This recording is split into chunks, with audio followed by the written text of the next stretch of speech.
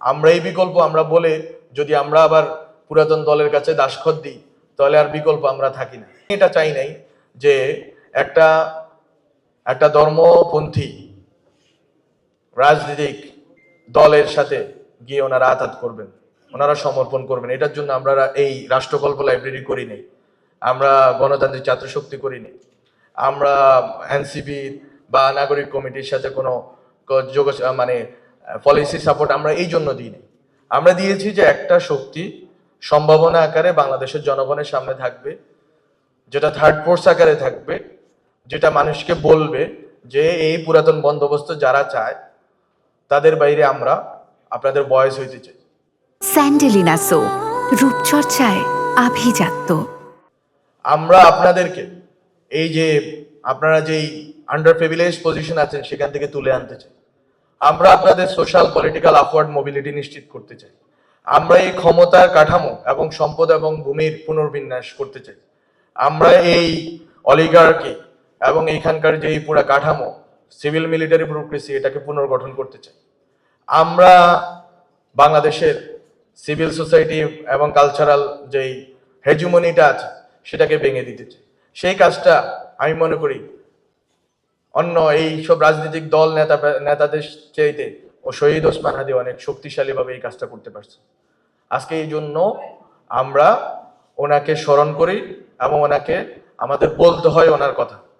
কারণ একটা লোক শহীদ মানে তার নামটা অনেক সুন্দর। শহীদ মানে হচ্ছে যিনি সাক্ষ্য দেন, আর হাদি মানে হচ্ছে যিনি হচ্ছে পথ দেখান।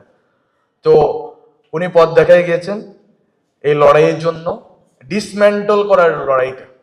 আমি যদি যে সিস্টেম আমাকে রিপ্রেশন করছে হাসিনার নামে সেই সিস্টেমের কাছে আত্মসমর্পণ করি, যে সিস্টেমের অধীনে থেকে রাজনৈতিক দলগুলো অপারেট করছে এবং গত 2 বছরে পদে পদে সংস্কার বিচারের কার্যক্রমকে বাধাগ্রস্ত করেছে, বিচারের এবং বিভিন্ন তদন্ত কমিটিকে নিজেদের রাজনৈতিক বার্গেনিং টুল হিসেবে ব্যবহার করছে যেই রাজনৈতিক দলগুলা, সেই দলগুলার কাছে গিয়ে আমার আত্মসমর্পণ করাটা, এটা হচ্ছে আমি মনে করি বাংলাদেশের হিস্ট্রিতে আমাদের ওই যে ভূতের পায়ে হাঁটার মতো।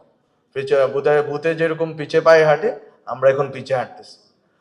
তো আজকে আর বেশি কিছু বলার নাই, শুধু অনুরোধ থাকবে বাংলাদেশে এখানে যারা আছে অনেক তরুণ ছাত্রদেরকে দেখতেছি, এই অনুরোধ থাকবে যে আমরা যে স্বপ্নটা নিয়ে শুরু করেছিলাম সেই স্বপ্নটা জাগিয়ে রাখা।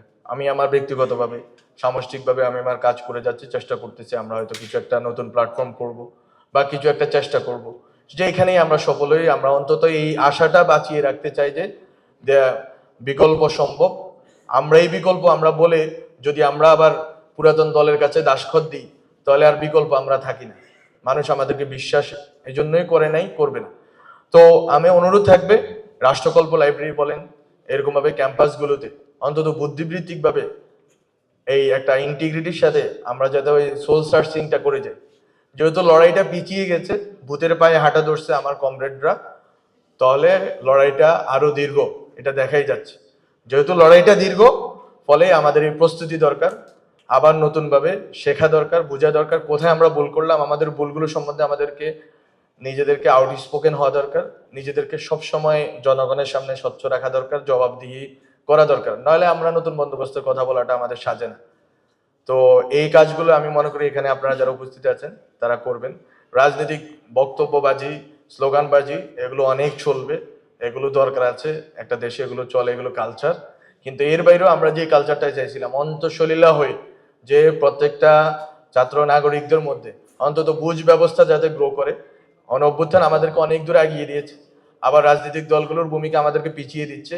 এই যে খেলা, এই খেলায় আমাদেরকে কখন আমরা যাতে একবারে একটা বড় পুশ দিতে পারি, একটা সফল জায়গায় পৌঁছাইতে পারি, মানুষের স্বপ্নকে ধারণ করতে পারি। এবং আমি আবারও বলবো, অনেকে বলেন যে নতুন বন্দোবস্ত ব্যর্থ হয়েছে, এগুলো স্লোগান সর্বস্ব কথাবার্তা। স্লোগান সর্বস্ব কথাবার্তা না, এগুলোকে কেউ ধারণ করুক আর না করুক, কেউ লালন করুক আর না করুক, আমি করি এবং আমার কমরেডরা করে, যারা আমাদের সাথে লড়তে চায় লড়বে। তো আপনাদেরকে সবাইকে অনেক অভিনন্দন।